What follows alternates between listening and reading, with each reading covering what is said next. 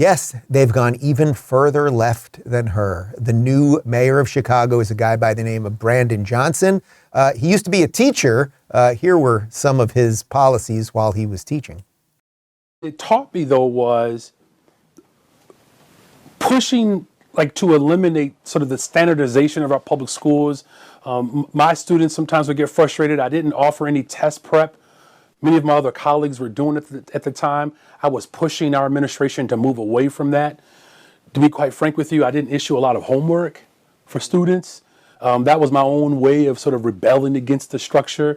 I don't think I ever gave a kid an F. I don't know how a student sits in front of you and fails.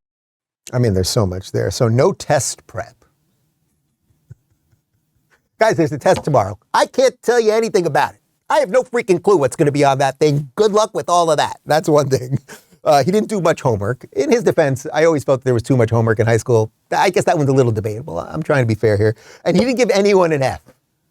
These people, there is no bottom to this hole. Do you guys get that? Like what he's saying there is, I wouldn't want a kid to think that he's an idiot, but some kids are idiots. And you know what you do? You give them an F. And then you know what happens? They then might go, I don't like being left back a year, or I don't like being made fun of by my friends, or I don't like being dumb. And then they might start working harder. So you might go to this guy, all right. He doesn't want to tell the kids what's on the tests. He doesn't want to give them much homework. He doesn't want to give Fs. Now he's the mayor. Like, how could that translate? How could this sort of equity in education translate into policy? Well, he's also not really into policing. He's sort of down with rioting, looting, things of that nature. Here he is in 2020. There was rioting and organized looting last night, and you're calling to defund the police. Explain that. Yeah, what we're seeing is obviously an outbreak of incredible frustration and anguish that communities that have been isolated through poverty over generations.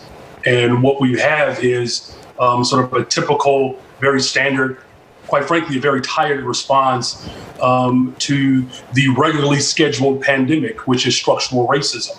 And that response has been to increase police presence that has not led to anything of substance to secure communities and to make communities whole.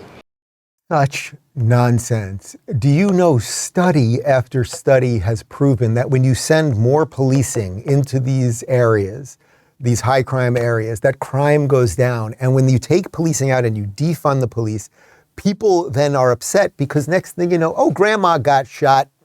Could somebody? Oh, there's nobody around because we defunded the police.